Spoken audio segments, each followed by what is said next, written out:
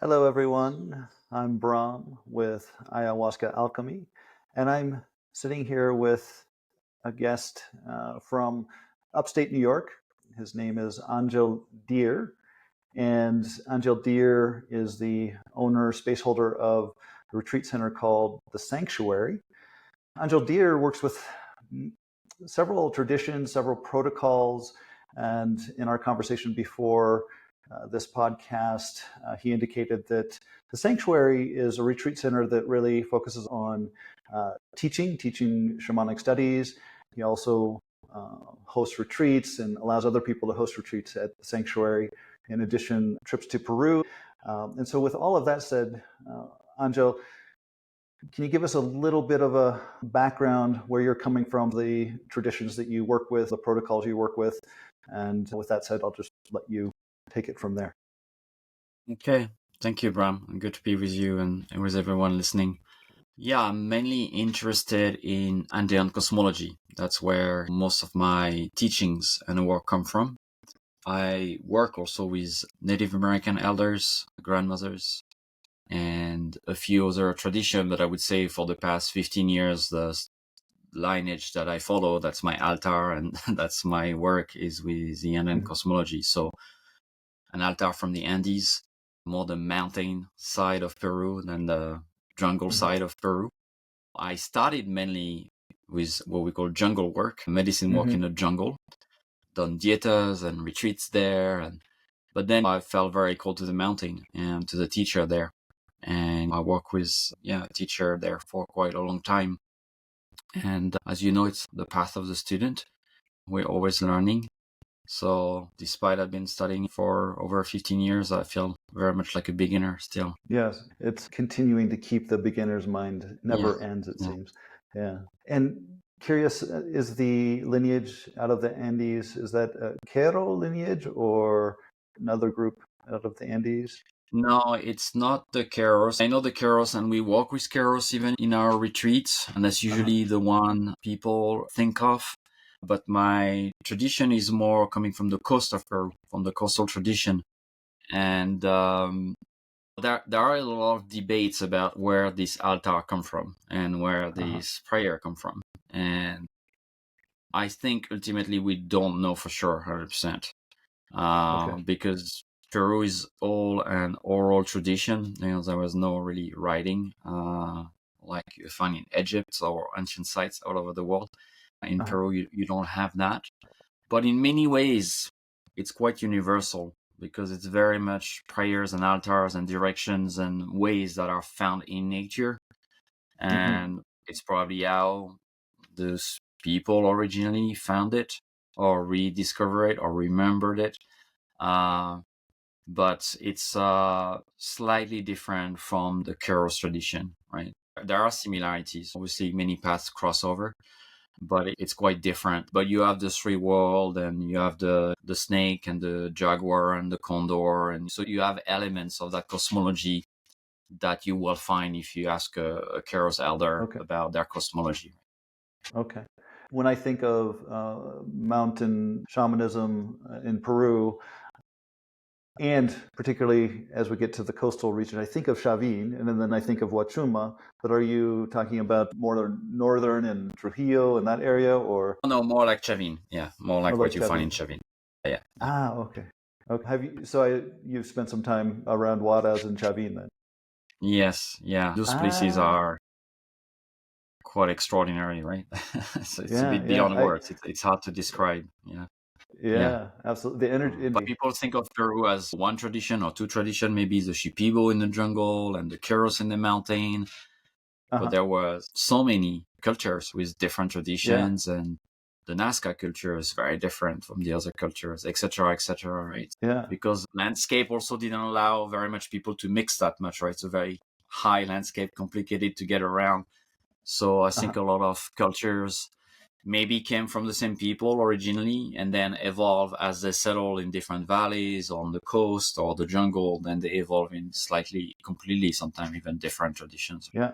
Okay. And so going back to that question on the plant medicine side, does your lineage work a fair amount with Huachuma, or is it purely mysticism and maybe energy work as well? Yeah, they do work with Wachuma, but I would say my experience with my teachers and the people there is that I would say 95% of your work is not with that. Very much those plants are reserved for special ceremonies, but it's not something you would do regularly on a weekly basis or things like that.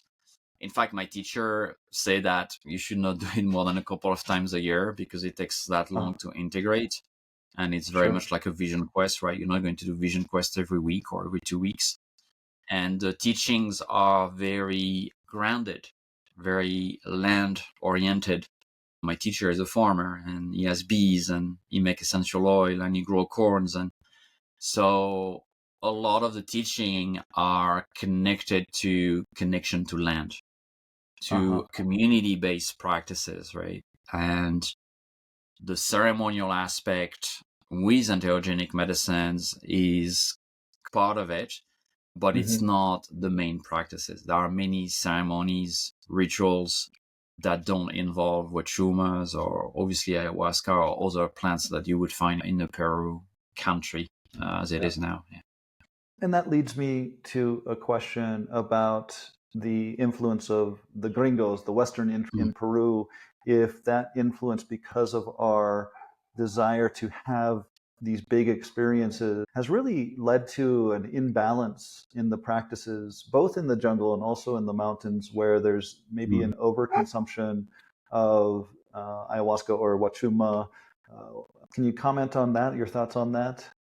Yeah, my personal feeling about it is that we are living in a very loud world. We are under the influence of a lot of screens, informations, and people, so our mind gets very busy. We get a lot of information in through our eyes, through our ears, even through our taste bud, right? The diversity of food we're Mhm. consuming. So our body has a lot to process.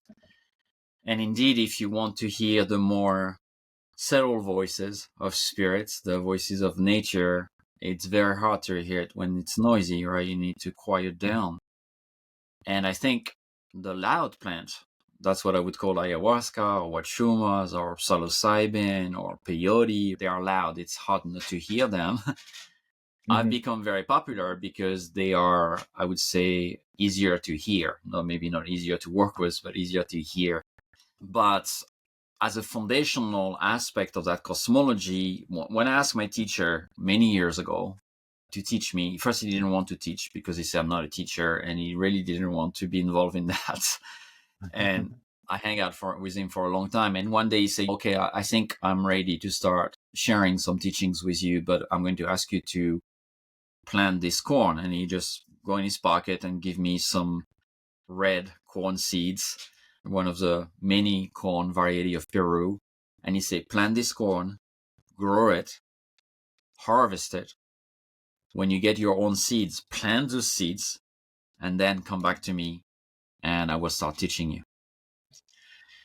So he wanted me to have this deep connection to the seed. The seed in Peru, the corn, is a god. It's something that's Mhm. very sacred. And also, I think he wanted me to slow down and he wanted me to be in the space of waiting. He wanted me to get the teaching from the corn first before I get it from him. And in fact, I learned a lot that year observing the corn and sharing with him what was coming up from me. There was a lot of teaching coming up, but there was in the foundation of it, even accessing the teachings, you had to connect to the land. You had to plant Uh-huh. seeds. You had to connect to the cycle of natures. You had to connect to the three world of the Andean cosmology, Ukupacha, Kaipacha, Hananpacha. So travel through this world through practice, then you could access the teachings. And what he taught me is, yeah, indeed, we can access the plants that are less loud. The corn is not that loud. The trees, most of the trees are not that loud, but there is a process for that. And if you think of traditional culture, bounce back on your question here, those traditional cultures were deeply immersed in nature. They were in Mhm. smaller communities. They had an experience of nature that was not romanticized like our connection to nature. It was not, I'm not feeling good today. I'm going to walk in the forest. It was not for them as self-serving them. It was more of a sacred relationship, which is another foundation of that cosmology. And so it was the foundation. It was always there. And then you had the other plants, and then you had the other ceremony that came on top. But then thinking of Western people, we go visit those communities. We don't really know them. We don't get time to understand them. We're there for a week, a month at best. We don't really live with them, aside from the ceremony aspect. And then we take that out of context, out of cultural references, out of their languages even, because the language, the Inca language, the Quechua language is very different than the English language. So for me, 15 years ago, I started to spend 6 months every year in Peru for 10 years, right? I would leave a whole chunk of the year in Peru and then come back here and go back. So I would immerse myself in a community, right? And now that community that is in one of the village up the Sacred Valley in the mountain, they are family, right? I've seen the woman getting pregnant and the baby coming out, and now they are teenagers, and I've built those links. And I would say that a lot of the teachings and healings that come through that work is not just through my teacher and the sacred, beautiful teaching, but it's even more so the sacred teaching of that community, the sacred teaching of the land, the sacred teaching of living a certain way of life that is a little bit different. And I'm not Inca lineage descendant. It's not where I'm coming from. I don't live permanently there. So still, I have a little view to really the reality of what that cosmology is. And I always remind myself of that, right? My perspective is always going to be a little bit different. Right? And that's why I move upstate and I take care of the land and I grow my food and I do rewilding of the forest, and we have medicinal gardens and we have altars on the land.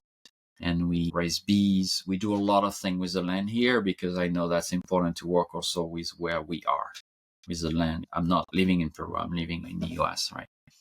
My perspective, if you were asking me 15 years ago, would have been a very different perspective than it is today, working with the plant that I'm working today.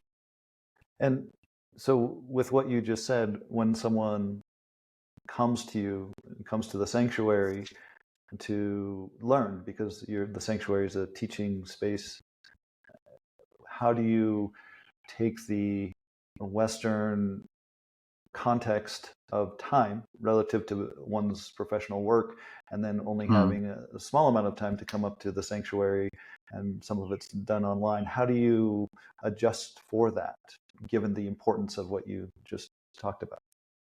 Yeah, it's a very good question. And it's not an easy one to answer. It's the one that I struggle with in terms of what do we offer? How do we offer it? And I think one side of it is we share the foundational teachings, Aini, which is sacred reciprocity, the different families of relations, right? The human family and the wild families and the bigger, the gods and the wakas and things like that. We share the different world and why is it classified that way? What is there? How does it relate to our own life? People start to have a very different view of the world and the cosmos through those lenses, right? And then we put in place, or we offer practices, ritual ceremonies that allow people to have some experience at their level of understanding, to have a little taste of that cosmology. For me, if it doesn't resonate with the life you are living in, it's just going to be a beautiful story in your mind, but it's not going to be embodied, right? And I'm all about embodiment. So how do we bring that in our life? And it's very much like planting seeds, right? You don't plant an acorn and expect to have a 500-year-old oak tree next week or next year. So for me, I see it as seed planting. We're giving people seeds. We're giving them instructions on how the seeds can grow well. And how do you weed the land? How do you take care of the soil? Because the seeds, they're pure. The teachings are pure. But then where do you put them? How do you use them? And so it's very much like a work of a gardener, an inner gardener. And then people start within even a day, right, or a few hours, they have a revelation. Something comes up. Something that they never thought about. What they didn't know arise. And that's the ground for the work. For me, it's what is arising in you when we plant those seeds is where the work is going to be. It's not in the teachings per se, because the teachings, they are not connected to what's happening. grief come up. Maybe the way you relate to the world comes up. The way unprocessed trauma is coming up. Whatever is coming up for you, relationship, work-wise, family, the way, you relate to this world, that's what I want to work with. That's what you need to work with, right? And there are always, in this cosmology, in this medicine wheel, there's always a location you can find yourself in, wherever you are at, however confused you are, however angry you are, however separated you are, there's a place in the altar for that. And once you know where you are on that wheel, then you know where to go, how to orient yourself, right? So I often share, people say, we're going to give you a new GPS for your soul, right? A new roadmap, one that might show you that you're a bit lost. And there's probably people come because they feel a bit lost in their life, but also one that can give you a better way to go, right? And if you try it and experience it for yourself, you will see that the directions that are given works better. There are time-proven solutions. We often say ancient wisdom, but I prefer the term timeless wisdom. It's not just ancient because it's old. It's timeless, right? It's been experienced through thousands of generations. And people start to discover that, it's very relevant. Even if you live in New York City in an apartment and have an office job, that this can really help you manage whatever is showing up for you in your emotional body, your spiritual life, your physical body, things like that. Given what you just said, it sounds like you provide the foundation, the map, so to speak, and then it's very much an individual path. And the question I have, and this is an intuitive guess, is that as they go on their path and they come up against, for lack of a better term, obstacles or challenges, what have you, then they can go to you or another practitioner for things like the shamanic Reiki or soul retrieval when those things come to the surface. And sure, they try to work with them on their own at first, but they may need some help. Am I understanding that correctly? Yes, basically, it's instead of just providing, obviously there are foundational teachings, like I said, that you need to understand a little bit of that view of the world that is different. But we're not going to do soul retrieval for everyone that weekend if it's not relevant. But based on what shows up, we say, this is exactly why we would do a soul retrieval, for example. And then we can describe that process. And then we can teach about it because we have a live example and it's relevant to someone. So, our teaching programs, they go over a year or many years, right? It's not like we just teach for 1 month to people. We do short retreats, but usually people engage in a long format. And my program online, it says month 1 we do this, month 2 we do this, but it's not how it is. It's all the things we're going to cover that year, but every year the circle is different with different people, and it takes its own direction. And so what we might be doing the next class is going to be based on what people are sharing, so they can learn from where they are, what they experience, and then it's integrated. It's not just an idea of a teaching. It's not something that's romanticized. It's real. It's happening in your life right now. And you get to see the power of it, right? And I think that's how teachings already sink inside of us. Is when we have an experience, say, wow, usually I would have done that. That's my kind of default mode. I tried this new things and wow, so different what happened. So people can start to connect more authentically to the teachings. So that's a great segue into a recent blog post that I read of yours comparing New Age spirituality with traditional shamanism. And I'd love to hear what you have to say about that. And then, of course, I'll just riff from there, ask questions if they come up. Yeah, it's something that I've been asked. I talk about it in my class, and it's a subject we explore. First, I want to say that everybody is searching for meaning, for purpose, for a greater sense of self, a better understanding of the world. So there is a deep desire that's in the human nature to understand the world, to understand the essence of being human, to try to make sense of the world that sometimes doesn't make any sense, right? And I think New Age spirituality, because it often provide shortcut a little bit and often tap into the broader themes of capitalism and colonialism, and often I think creates problem for people, because the roots of New Age spirituality is often coming from a lot of different cultures, and it's mixed up of many things. A little bit like the food we eat now, right? We eat food and it's from Mexico and Canada and California and New York and Africa. But we never get to the depth of it, to the essence of it. Shamanism, on the contrary, in Andean cosmology, is rooted in very ancient tradition that have developed over centuries, thousands of years, right?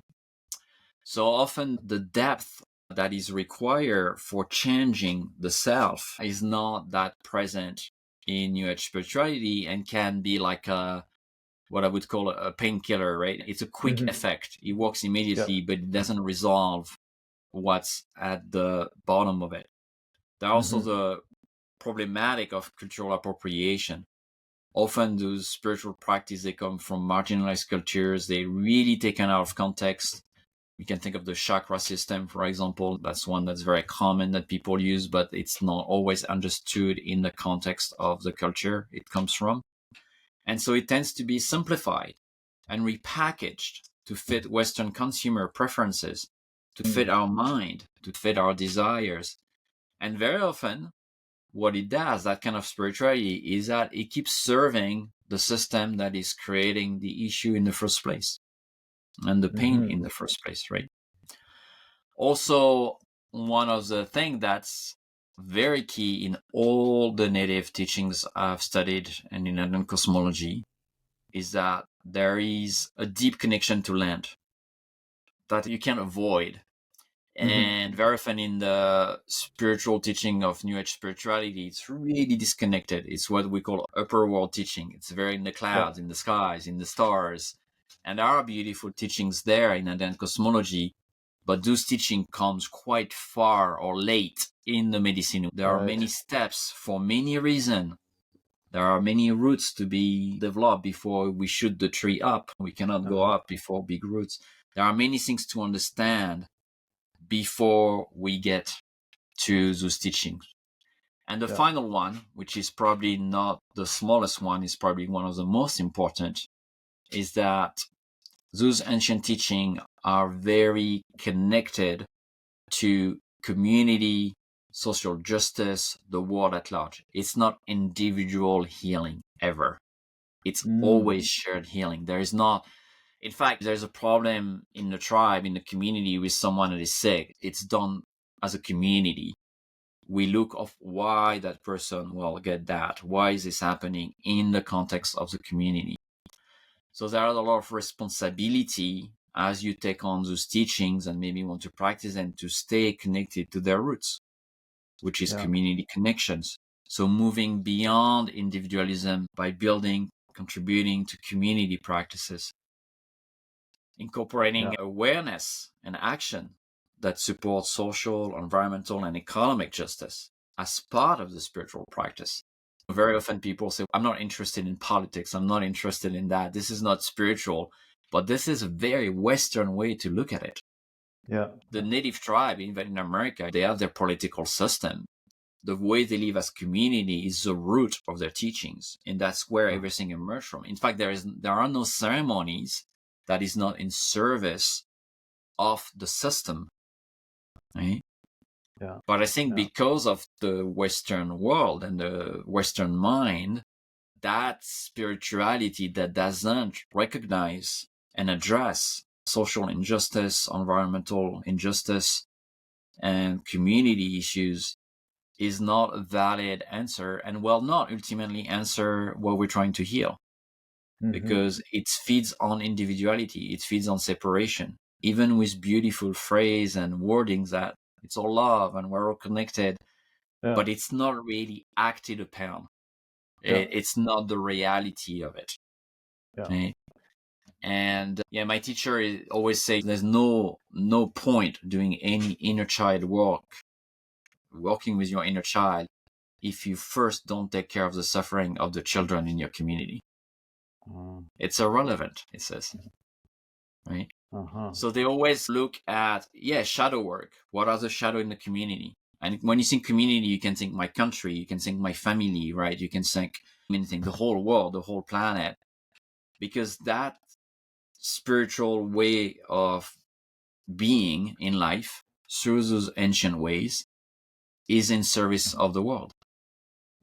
It's in service of the greater family of relations that is beyond my religion, my flag, my nationality, the borders, beyond all of that, right? We are just one family. And I think that's probably the most difficult part to embody and understand as we do this work, as we embody this work, because there is so much individual sufferings that people feel like they want to retreat from the world. They don't have to do anything with it. It's just too much.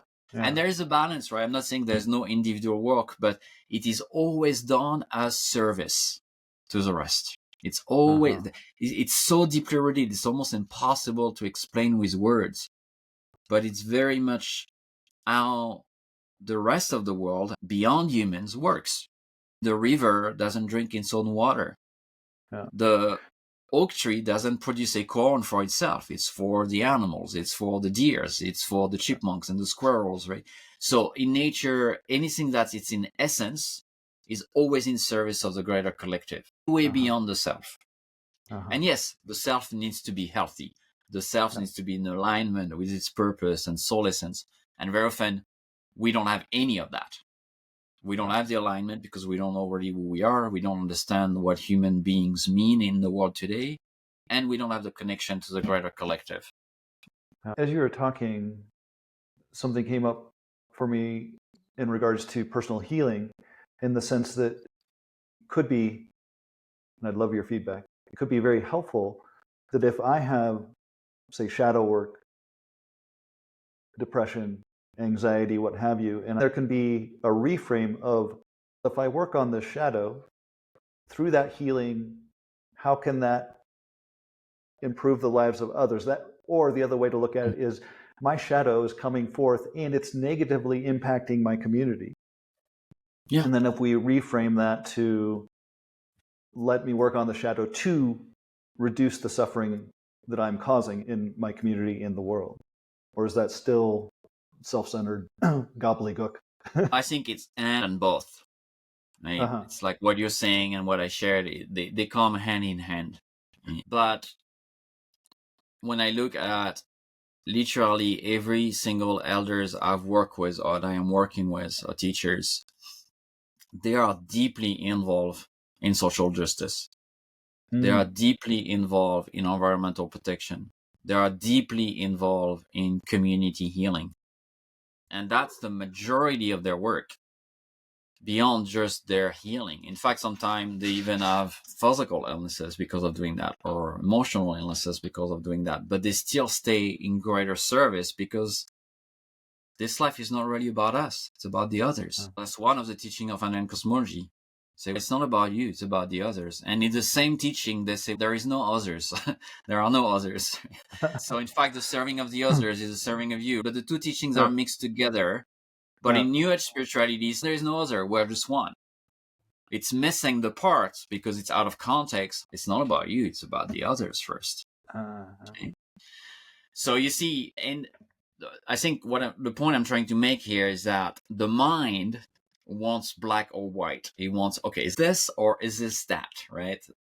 And all those cosmology, at least from my understanding and for what I've practiced, try to dismantle that. The binary thinking. Is this me or is this the other? Is this my healing or is this for healing my community? Right? Is this my shadow or is it a shadow that's in the collective? And it's trying to get us into lower part in the body, the emotional body, the physical body, the waters of the body, right? The heart body. So down there, in order to experience the world beyond its duality, but with its duality. So we're beyond and with, which the mind is say, what? Is there a duality or there is not, right? So it's both. And the mind can never reconcile that. And that's on purpose. The teachings are designed to make you crazy in some ways. I don't understand, right? Yeah, but you can feel it. You can feel it, right? Is And that they're what you mean by trying to, embodiment? yeah, by embodiment, by you can have an emotion. You can literally, I'm sure it happens to you, Bram, where you have a day where you're feeling sad and also happy. You maybe have sadness and something is moving through you, and you're also very grateful. And so you can have those two feelings, sometimes for the same person, for the same thing that's going on in the world. You can feel rage and anger and be heartbroken and grieving, right? You can have mixed feeling, as we call them, about a situation. But the mind is trying to say, am I sad? Am I depressed? Or am I happy? I don't understand, right? Because we like to classify as a Western mind. We like to slice things. That's science. Okay, so this is good. This is bad. This is right. This is wrong. Nature doesn't work that way. There's more complexity to it. There's a gradient. There's a rainbow of emotion. And you can experience all of that at the same time. And so, yes, you need to work on your own healing. And some spiritual path say there's nothing else you can do, really. But the ancient teaching, native teachings, because of the cultural context before, there's a way people are living, there's not a sense of I that is like the one we experience.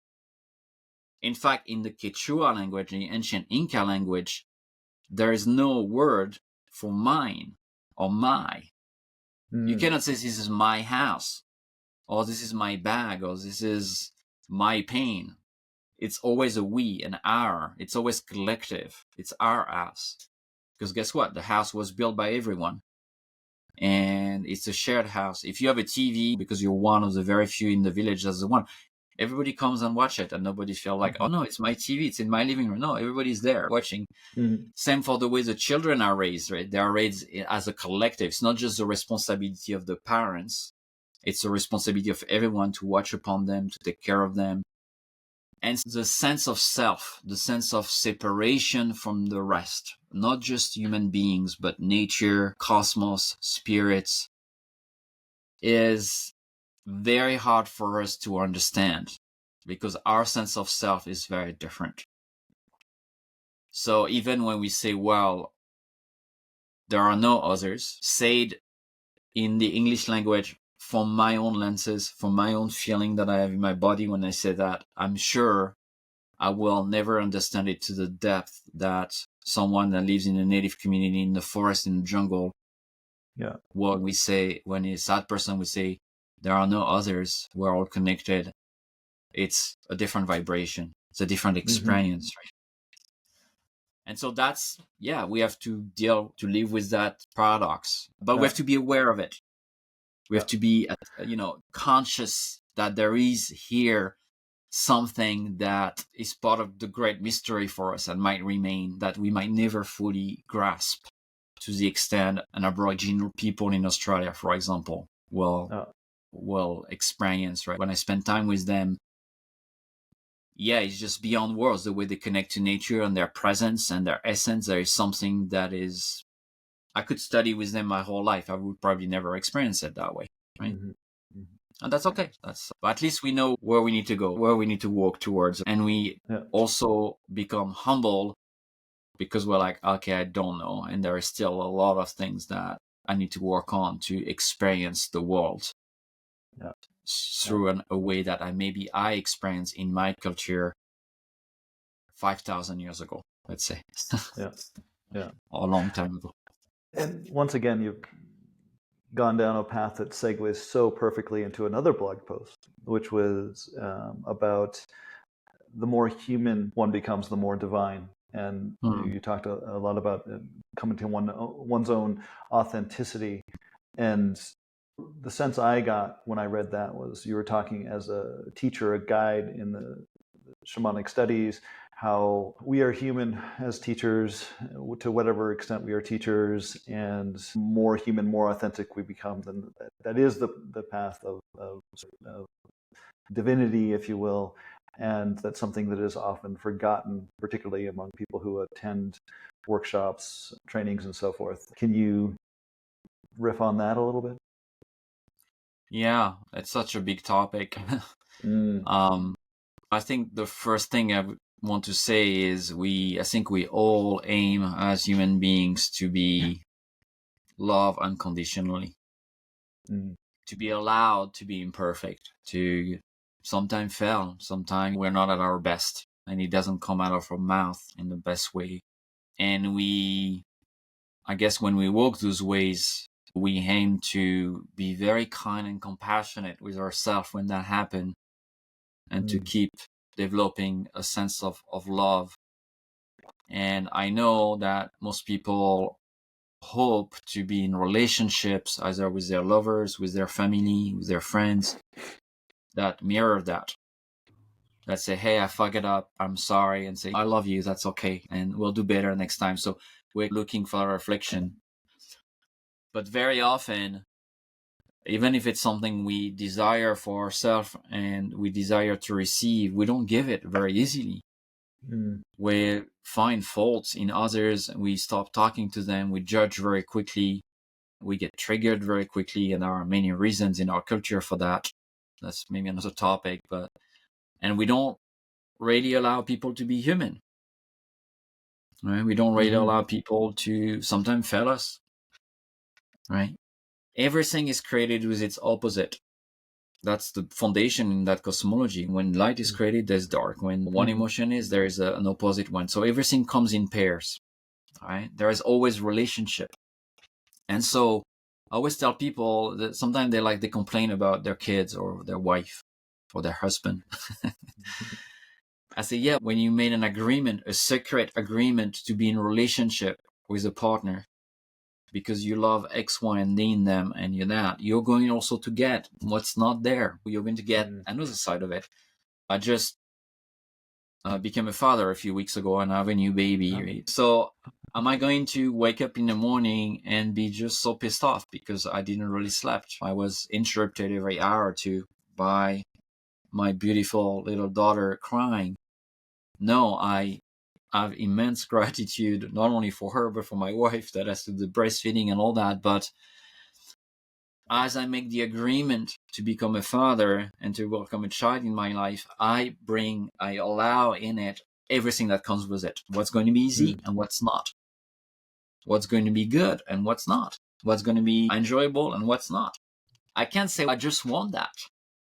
But that's very the culture we are. We just want the best and we want this and that, but we don't want that. So we want the best perfect service at Starbucks, 5 minutes coffee. And if I wait 10 minutes, I'm pissed off because somehow someone is, I don't know, doing something to me. So we have those expectations that are very high on others and on the world. And very often it's because we are not comfortable with our own failure, with our mm, own pain, with mm, our own shortcoming.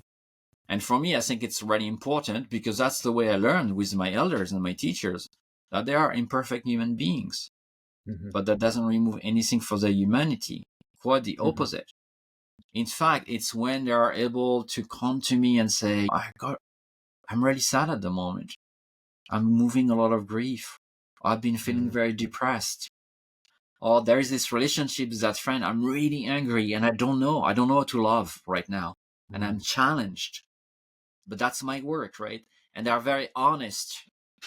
I think for me, that's a good teacher because I can relate because obviously mm-hmm, what he's experiencing, I've experienced it too. And him mm-hmm, being vulnerable and watching him walking through that, finding his way back is telling me that I'm going to be okay. Like there is a way, right? Instead of mm-hmm, hiding behind a social media image or a certain way of being that somehow we are perfect. And it's yeah, my experience being worked sometime with some famous teachers that came for healing. Then I discovered, wow, I had no idea about that person's life. And mm-hmm, then I'm saying you should share all of it, but I think sometimes people can put us on a pedestal because of the work we do or the teachings or the books or the retreats and whatever. And I always tell my students, don't do that yeah. because, But they still do. and yeah, because I don't want to deal with the other side of it, which then you're not going to be allowing me to be human, and we can't really be close. And plus, we're creating separation. We're creating power dynamic, which is also very Western. That's why it's happening, by the way. It's because that's a Western dynamic of teacher students in a classroom. It's not teacher students in a circle. That's very different. So there are many things that play in that. And if we want to address, ultimately, that's what I would say, if we want to address the pain in the world, the shadow of the world, we need to recognize that we all participate in it, that we all experience it to a certain degree. But yeah, we might see someone that, I don't know, go and killed. In America, we have that often, someone that just take a rifle and go in schools and kill so many kids. And we can say, I have nothing to do with that. I will never do something like this, right? So it's true. I would probably never do anything like that to harm so many, but the roots of violence, the roots of hatred, the roots of war are in each of us. It's a human trait. And some people, because of the circumstances they were raised up, where they were born, whatever happened to them, somehow took that path. And for me to be aware of that, I can tend to it. To say, okay, let's talk about our anger. Let's talk about, right now, there's a big conflict in the war and there's a lot of divisions and things. Let's talk about, why do we go to war? What are our inner wars? What are killing? Where is that coming from? And there are beautiful teachings around that can help us to understand human nature so we can heal. So we can, as a collective, hopefully evolve into a more peaceful belonging with each other's and with the planet. Yeah. What really popped out for me in what you just talked about was that self-honesty, how important that self-honesty is, recognizing, I think, what was it? Jordan Peterson said it, but it was in relation to the woman, the nun who was in India. I forget her name. Anyway, she recognized the inner Hitler, that part of the humanist that can do those horrible things. And conversely, if we take that new age path of everything's love, everything's light, we're all one, that actually is a situation where we're lying to ourselves, and then therefore it comes out sideways. And it's in that importance of being, I am human, and acknowledging that, such that it does not come out as the monster that we're trying to avoid. Yeah. If we don't meet this inner monster, they're going to come out one way or another. And also, I think ultimately, also teaching, they aim towards connection with each other's, towards how do we belong with each other's. And we need to recognize that we have a shared humanity, even when it looks what this person is doing has nothing to do with the human being as I identify with. In fact, it does. If I dig a little bit, I'll find that emotions in me too. And that's how I can connect, right? If I don't allow my humanness, how can I connect to the world? If I'm just these divine light beings, which I don't believe that I am, right? Then anything that doesn't look like that, I'm going to reject, or I'm going to have control over, or power over, or dismissing, or judgment, or shaming. So many things are going to come in the way, right? I'm definitely going to bypass because somehow you have a different experience than me. No. Always for me, I work a lot with veterans, war combatants, ex-Marines, and they went to combat in Iraq or Afghanistan, and they come back with PTSD often. And I'm not a war veteran. I've never been in combat in the army. I've never had to kill human beings. I never had to witness someone being blown to pieces next to me. So I never have their experience that they carry in their body.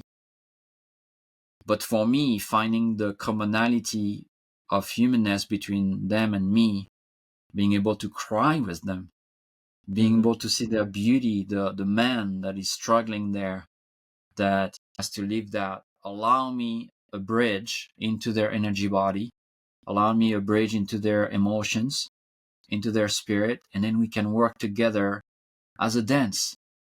Not me trying to fix them, to save them, unearthing this beauty that's under all that for them. And It's some of this work that makes me always tear up and Mm. feel so much compassion and love for another human being. And that's usually what heals the person, because they never had that reflection. They've always been looked at broken. Mm. That now they can't function, right? They can't have a relationship, or they have to drink, they have addictions, right? Things that they struggle with, and they've been medicated or try to be changed instead of try to be understood, really. And it's usually that kind of love, being together in our humanness, that allows walking back up, changing, shifting, letting go of the alcohol and the drugs or the anger, the violence, right? But if I see their violence as, oh, you're not divine enough, you're not sacred enough, you're not good enough, Mm-hmm. how can we access it? No, it's part Yeah. of you being human. Yeah, obviously it's a problem because someone cuts you with your car now and you come out and you want to kill the person. So that's problematic and we need to address that. But I'm not saying as, oh, you're F up or you're wrong or you're broken. No, you're expressing a very strong emotion that wants expression, and we need to find a way to get it out, to work with it. Uh-huh. So when next time someone cuts you with their car, you don't want to kill them, right? It doesn't come Yeah. out that way. And Which, we're going to do that with love, not with yeah, hatred, not with like you're broken, right? yeah, So that humanity connects us ultimately and heal yeah. us. I'm 100% sure of that. It's been my experience with my own stuff too. Mm-hmm. Mm-hmm. This leads to a question about when we, in our personal lives, come across a situation with another wherein, for lack of a better term, there's clear bad behavior. And we try to work with it, and the bad behavior continues. At some point, there's okay, I can't deal with that, or I don't have the tools for that bad Mm-hmm. behavior. I can love you as the human that you are, and I'm not able to engage with you at this point because of maybe my tools, and it also may be a lack of interest on the other side. This is where my experience, and I would love if you have a solution or a reframe that. I'm listening with bated breath. No, boundaries are very important. I'm not saying no boundaries and things like that, but sometimes we're not going to like what someone did to us or someone is doing, but we still have to find a way to love them. We don't have to like them, we have to love them. It's very different, and not the romantic movie love.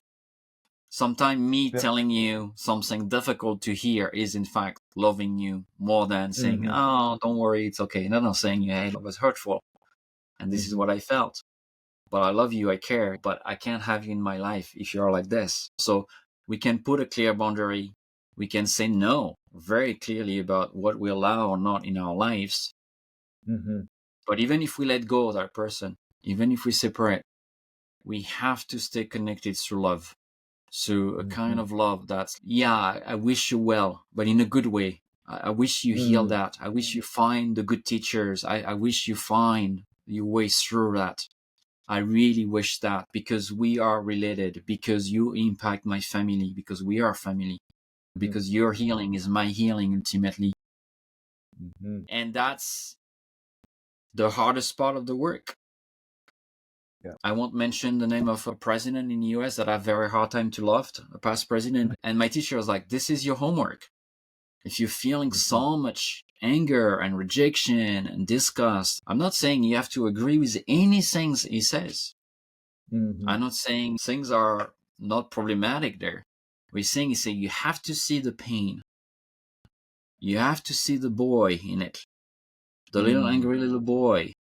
You have to see when he's like and so angry and so despiteful and hateful, the cry for love. I was like, what? I said, yeah, he's crying for love. He's crying for connection because he's human. Guess what? He's like you. He wants to be loved. The way he's doing it, we can talk about skill, right? And maybe it's not very skillful, right? It's, you said earlier, that teacher in India that says we all have Hitler in us, right? We all have this kind of seeds there.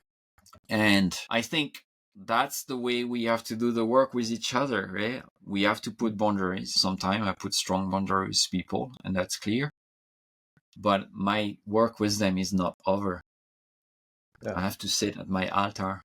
It doesn't mean I'm doing it with them. I have to find my way back. I have to ask spirit guidance. I have to find in my own heart, because I was told by teachers, by Buddhist teachings and other spiritual lineages, that we have a capacity to love all. Like, we can be that thing. It's not just in Andean cosmology, it's in every teachings out there. We are love. I was like, what? So when I'm not experiencing that, I'm experiencing a lie. It's very true for me. It's very, felt. But I know that it's not the ultimate truth. It's my temporary truth. Right? It's through my experience of that person. So my work, like I said, far from that person, maybe someone I will never talk again to, that's not the point, is to sit with my altar and see that humanity, find my way back to their heart, find peace, right? For them, for me. And that's usually where I'm going to discover something about me. And this brings up, going back to the word love. I've come to, I joke, this is a joke, I've come to hate the word love in the English language, because in English there's so much baggage and there are so many meanings, right? So there's the romantic love, there's the love we have for our children, there's the love of something we see that's beautiful, and we oftentimes forget that love that you just mentioned a few minutes ago, which is that stern parent that is, no, you have to sit down, do your homework for your own good, right? And I come across people who go through, say, psilocybin or ayahuasca, some sort of plant medicine journey, and in that experience, they receive this message that everything is love, and then they come out and trying to integrate that into their lives, and it's such a big contrast that they actually, it creates some suffering. And I've been thinking about this recently. We need to very clearly recontextualize, redefine what love is as a word, or come up with a new word. And I would really enjoy hearing what your explanation of that message of everything is love, because it's not that ooey gooey, always nice love, right? Yeah. It's often not that. I mean, we've been, twisted in our minds about the concept of love through romantic comedies, right? Very often, or romantic which movies. I enjoy, by the way.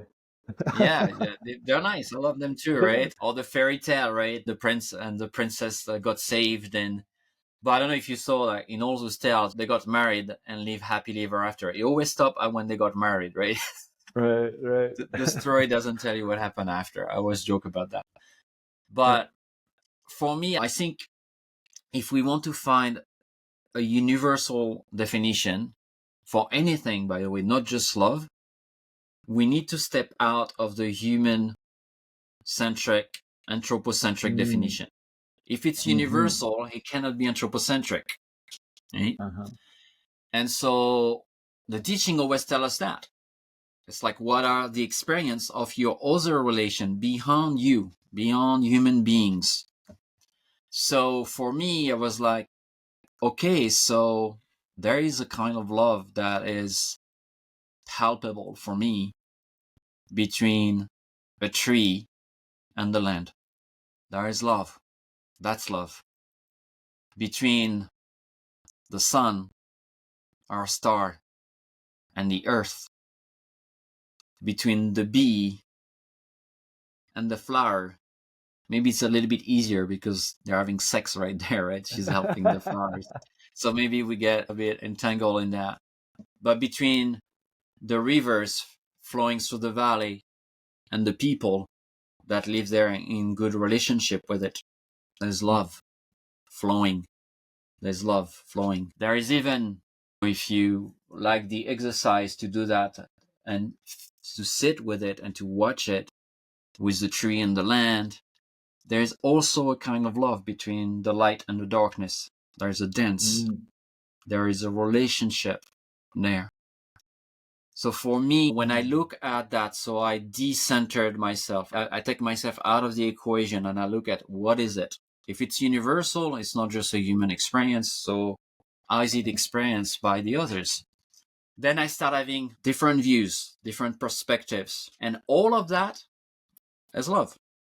And then I see that I can come back, spend a lot of time with that first, sit with it. Light and darkness, very interesting, their relationship and how they arise from each other's and how it started in old creation stories and things like that. And then I can come back to myself and let's say, take you, Bram, you and I, and say, okay, how does that love works here? Where is the love? How does it express itself here? Is it respect? Is it curiosity? Is it sacred exchange? Is it me making sure I listen and you listen? What are the elements that reminds me of the tree and the soil, or the bees and the flowers? How is the dance? There's something very fluid, right? And yet then you can go to the teachings of those cosmologies that say it needs a few things like sacred reciprocity, interdependence, silence, which is part of deep listening, the known and the unknown, which is also knowing that we never know. So there is this kind of wowness when we look at something. When I look at you, right? I don't know you, right? So there is this kind of dance of energies instead of, oh, I love you. And so it's so reductive even when we say that, right? Sometimes. And like we shared earlier, sometimes saying I love you to someone is leaving them, is creating, okay, you're on your own. Maybe it is the way the oak tree says I love you to the acorn when it drops on the ground. I love you. I love you. Now you're free. Maybe you might die on the ground. You might be eaten, but that's my gift. My gift of love is to give you your possibility of unfolding, however you unfold, right? So you see, we can find mirroring between when we watch nature and our own experiences. And then you realize, yeah, romantic comedies are fun, but this is such a tiny version of love. Yeah. And can we take that to things like war? And the reason I go there is I remember a teaching by Dr. David Hawkins. Are you familiar with him? And he talks about how even in war, there's love in the sense that it's a strange, perverted expression of love. And when, say, a kamikaze fighter crashes into a ship, it's out of love for his country. It's out of love of something that he views higher. It is, yes, it is twisted, and yet it's still for this other higher purpose. And if we scale way back and look at the world, Earth, and what's going on in society, it is looking at the forest rather than the trees, and everything is evolving and moving forward, and even in spite of the ugliness.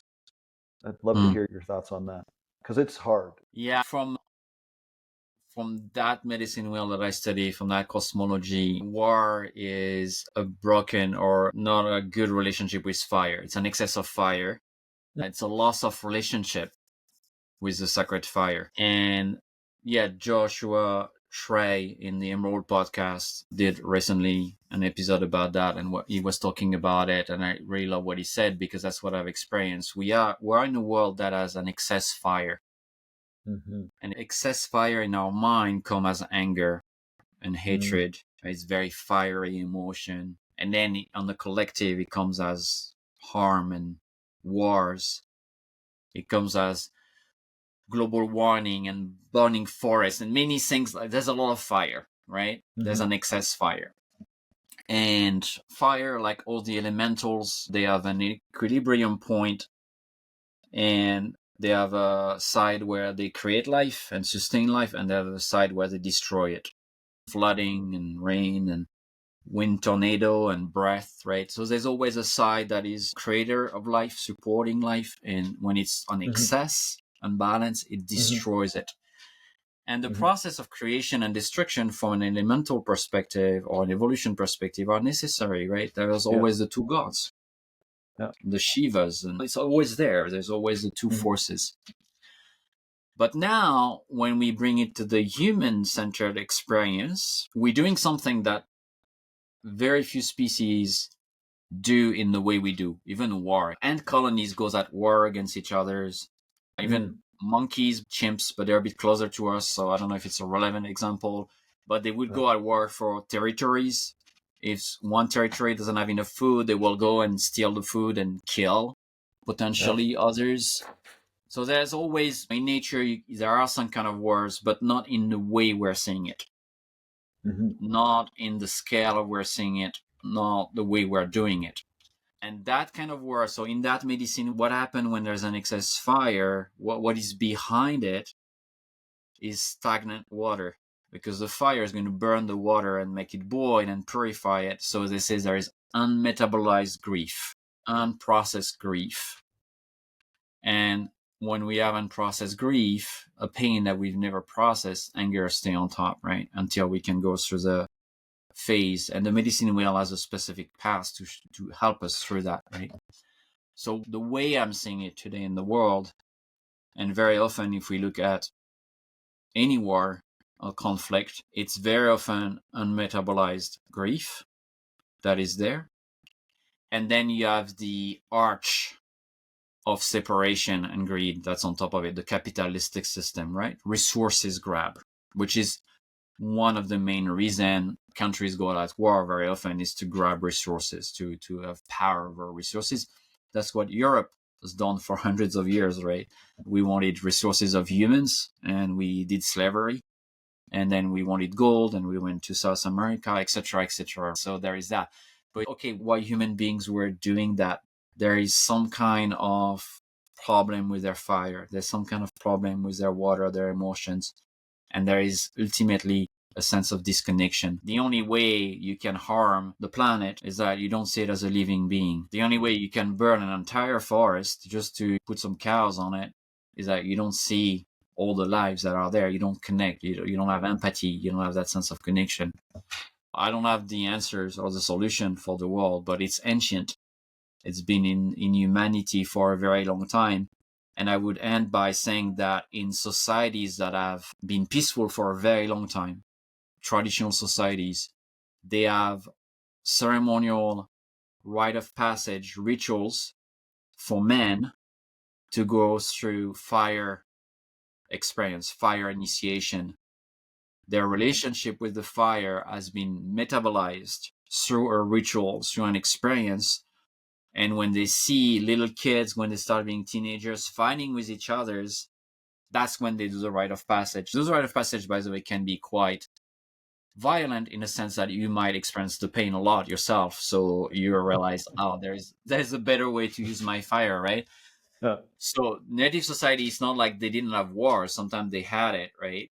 But they had also a lot of rituals and ceremonies of relationship with the fire out there and the fire in there, in order to perceive the signs of hate and violence and war that is in every human being, including our native brothers and sisters. But they have ways to process it, where in our world we don't. And therefore we go on those crazy scales because it's never been metabolized, right? We don't have rite of passage. We don't have a good relationship with fire, right? So there's a lot that is missing in our world for us to get to the root of the issues here and potentially get to a more peaceful world, right? I don't know, and just to answer that, because that was the end of your question, I don't know about the higher point of view of humanity as a forest and evolution. Yeah, people say we're evolving. We are evolving anyway. That's something we can't stop one way or another. Yeah. But from a cosmology, ancient cosmology perspective, every civilization rise, plateau, and collapse. Yeah. And this idea that we're constantly bettering is Western. that we're constantly evolving for the better is very Western. And if you ask I'd like to read. elders, if you ask elders in the mountain, they're telling you the Western civilization is in its collapse phase, and it's okay. It's normal. Something else will take over, another civilization, another way of being. Yeah, I'd like to expand on what I was saying in the sense that the evolution in the pure sense of the word, which is change, and part of that change would be a rebalancing of, and you talking about the fire metaphor, for lack of a better term, is going to be rebalanced at some point, right? Whether it burns itself out or some sort of, in this case, probably burns itself out. Yeah, and if we step out of the anthropocentric view of humanity, of the world, a human-centric view of the world, maybe it's without humans. It's different, right? You have had dinosaurs for millions of years that dominated the planet, way longer than we are as humans so far. And one day, boom, gone, right? And something else took over.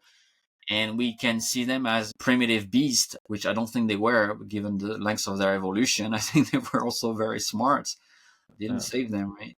I think that's always our God complex that we carry, that somehow we are better than other species, or we are the most advanced civilization, forgetting that Rome, Egyptians, Incas, all the big civilizations were very advanced, and very often it is the climate, resources issue, or their own insanity, if you think of Rome, that made them collapse in the south. All of it. Thank you so much. This is a great spot to start to wrap things up. I really appreciate this time that you've provided and the teachings that you've brought to the podcast. I'm going to put stuff in the show notes, but if you can just verbally tell us how they can find you. Yeah, people can go on my website, The Sanctuary Heal, HEL.com. You can find me on Facebook. I write a lot, so if people are interested to go more on those teachings, I put out there a lot of free content and teachings. They're on YouTube or podcast or writing. Yeah, if anything resonate, I hope you'll dive more into those, and I'm sure people that are following you are interested in it. But I really think that my teacher was saying recently, the force of darkness, the force of evil, the dark spirits are very organized and disciplined in their agendas.